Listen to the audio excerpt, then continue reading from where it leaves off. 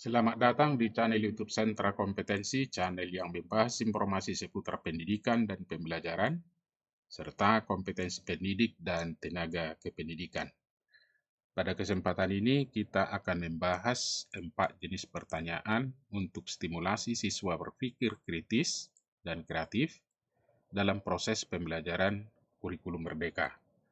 Kita ketahui berpikir kritis dan berpikir kreatif merupakan kecakapan hidup di abad 21 atau kita sebut dengan keterampilan 4C. Hal ini dapat dilatihkan melalui pertanyaan-pertanyaan yang diajukan oleh guru terhadap situasi tertentu. Seperti apa 4 jenis pertanyaan tersebut? Ini kita perhatikan. Pertama, jenisnya adalah pertanyaan inferensial. Yang kedua adalah pertanyaan interpretasi. Yang ketiga adalah pertanyaan transfer, dan yang keempat adalah pertanyaan hipotetik. Dan selain ini masih banyak jenis-jenis pertanyaan, apakah pertanyaan divergen, konvergen, dan sebagainya. Nanti kita bahas juga. Nah, sebelum kita membahas empat jenis pertanyaan tersebut, ada pentingnya kita mengingat kembali fungsi dari sebuah atau pertanyaan-pertanyaan yang diajukan terhadap peserta didik. Pertama, pertanyaan yang kita ajukan itu gunanya merangsang aktivitas berpikir.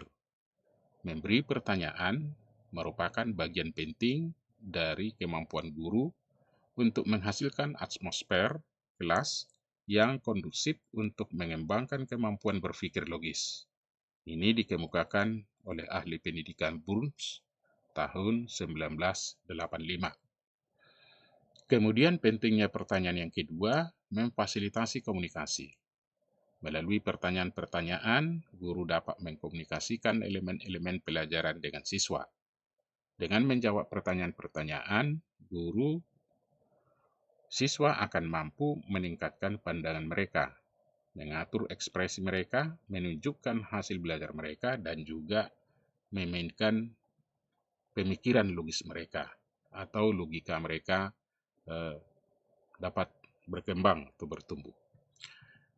Yang ketiga adalah memperkuat konseptualisasi. Ini terjadi apabila guru telah mengetahui apa yang sudah dipahami siswanya, maka guru dapat menolong mereka menggunakan pemahaman yang mereka miliki tersebut untuk membentuk pengetahuan baru. Ini menurut Weiss 1993. Dan yang keempat adalah menilai pembelajaran. Pertanyaan-pertanyaan akan memberitahu guru bahwa siswa-siswanya dapat memahami atau belum memahami, serta memikirkan tentang apa yang dikatakan oleh guru. Ini menurut Brehm 1998. Nah, mari kita lihat kira-kira seperti apa pertanyaan inferensial. Pertanyaan inferensial diartikan adalah pertanyaan yang segera dijawab setelah peserta didik melakukan pengamatan maupun pengkajian atas bahan yang diberikan oleh guru. Bahan informasi tersebut bisa berupa potret, bisa berupa gambar, bisa berupa tulisan singkat, sajak, wacana, berita, teks, dan sebagainya. Pertanyaan ini bertujuan mengungkap apa yang dilihat atau didapati setelah mengamati atau membaca bahan yang disajikan oleh guru. Artinya, pertanyaan inferensial adalah pertanyaan yang diajukan setelah siswa melakukan sebuah kegiatan pengamatan atau mendapatkan informasi. Seperti apa contoh pertanyaan inferensial? Ini masih bentuk pertanyaan yang ringan. Apa yang kamu temukan dalam bacaan tadi? Apabila anak ditugaskan membaca sesuatu. Kemudian apa yang kamu ketahui dengan titik-titik hal tersebut? Bagaimana pendapat Ananda terhadap gambar tersebut? Adakah kamu menemukan kelebihan atau kelemahan apa yang Ananda baca? Bagaimana sikap Ananda dengan makna yang saudara peroleh? Titik-titik atau dari bacaan tersebut. Nah, juga pertanyaan inferensial ini mencakup pula pertanyaan yang bentuknya membangkitkan minat perhatian atau semangat. Contohnya, siapakah orang paling hebat di Indonesia? bagaimana proses kehidupannya, dan lain-lain sebagainya. Kemudian yang kedua, pertanyaan interpretasi. Ini dari kata interpretasi tentu memperkirakan sesuatu. Pertanyaan interpretasi diajukan pada peserta didik berkaitan dengan informasi yang tidak lengkap atau tidak ada dalam bahan yang disajikan oleh guru. Dan para siswa mesti bisa memberikan makna. Pertanyaan ini ditujukan agar para siswa bisa memberikan makna suatu konsekuensi dari suatu gejala atau sebab yang ada. Seperti contoh berikut, kita lihat contoh pertanyaan-pertanyaan interpretasi. Misalnya, mengapa kamu memiliki pendapat itu? Apa penyebab kegagalan dari upaya untuk titik-titik? Apa penyebab banjir besar yang terjadi di titik-titik? Kemudian fungsi yang kedua, mendorong proses berpikir. Misalnya, apa yang saudara ketahui dengan vandalisme? Apa penyebabnya? Bagaimana cara mengatasinya? Jadi sudah mulai dia memperkirakan. Kemudian berkaitan dengan struktur dan mengarahkan learning supaya belajar. Contohnya, ada beberapa bentuk korupsi terpaksa, tamak, dan dirancang secara berjamaah. Bentuk mana yang paling berbahaya? Nah, kemudian bisa juga mendalami masalah. Contohnya, apa kesimpulan Anda setelah menonton video tersebut? Bagaimana dengan karakter pemainnya? Ada juga yang memperkirakan interpretasi apa akibat yang terjadi. Misalnya, setelah membaca cerita tadi, kira-kira apa yang terjadi di antara dua tokoh itu? Nah, maka dapat kita simpulkan, pertanyaan interpretasi mengajak peserta didik untuk memperkirakan konsekuensi atau kelanjutan akibat dari sesuatu masalah.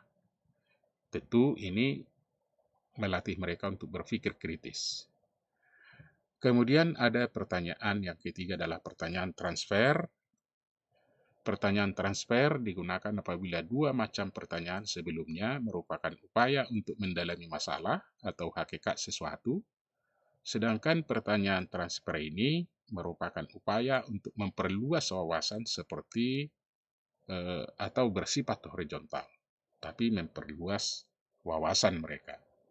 Misalnya dibandingkan apakah perbedaan teori titik-titik atau teori A dengan teori titik-titik teori B. Bisakah kamu menjelaskan lebih detail jawabannya? Apa yang didetailkan? Ada berapa macam gagasan kamu sekarang tentang hal tersebut? Nah, ini pertanyaan transfer. Contoh lain misalnya, bagaimana apabila jawaban saudara dipisah antara yang negatif dan positif? Pertanyaan transfer juga mencakup mengaplikasikan ilmu pada kasus yang lain. Misalnya, bagaimana kalau teori ini diterapkan pada kasus titik-titik? Apakah mungkin apabila hal tersebut dilaksanakan di titik-titik? Apakah kemungkinan lain dari upaya untuk titik-titik? Nah, ini semuanya adalah pertanyaan transfer. Tentu saja Bapak dan Ibu Guru sudah sering memberikan pertanyaan-pertanyaan ini, mungkin hanya istilah bahwa itu pertanyaan transfer kita tidak begitu memahami. Kemudian pertanyaan yang keempat adalah pertanyaan hipotetik atau pertanyaan tentang hipotesis, dugaan, kemudian generalisasi atau kesimpulan seperti berikut ini. Pertanyaan hipotesis memiliki arah untuk mendorong peserta didik melakukan prediksi atau peramalan dari suatu permasalahan yang dihadapi dan atau mengambil kesimpulan untuk generalisasi. Misalnya, apa yang terjadi manakala cuaca panas dingin berubah cepat silih berganti? Bagaimana hasilnya kedua orang tidur di atas banyak paku, dan bagaimana pula kalau tidur di atas 2 atau 3 paku? Nah, ini ada fenomena membandingkan atau memprediksi. Contoh lain adalah bagaimana seandainya kebijakan kendaraan genap ganjil yang dijalankan di Jakarta dilaksanakan di kota saudara. Adakah yang perlu direvisi atau dikembangkan? Kemudian bagaimanakah kalau supporter yang melakukan kekerasan kesebelasannya dibekukan dilarang bertanding? Pertanyaan-pertanyaan sebab akibat juga, misalnya, apa yang akan terjadi apabila minyak bumi habis? Dan juga ini termasuk pertanyaan reflektif, yaitu mempertanyakan kebenaran. Contohnya, bagaimana saudara tahu kalau yang disajikan, ditayangkan internet itu benar? Nah, ini semuanya jenis pertanyaan yang kita sebut pertanyaan hipotetik atau hipotesis, generalisasi, dan kesimpulan. Kemudian bentuk pertanyaan lain yang bisa membelajarkan peserta didik dalam pembelajaran HOTS atau Higher Order Thinking Skill, pembelajaran yang berorientasi pada keterampilan berpikir tingkat tinggi. Peran guru di sini tidak banyak menerangkan, sebaliknya guru banyak melakukan stimulasi pertanyaan untuk mendorong munculnya pikiran-pikiran orisinil peserta didik. Pertanyaan-pertanyaan tersebut bisa mencakup, misalnya pertanyaan untuk memfokuskan perhatian atau kajian diperdalam. Kemudian pertanyaan untuk mendorong peserta didik berpikir menemukan alasan dan mengambil posisi pendapat. Ini jenis-jenis pertanyaan yang bisa kita ajukan untuk merangsang peserta didik berpikir orisinil.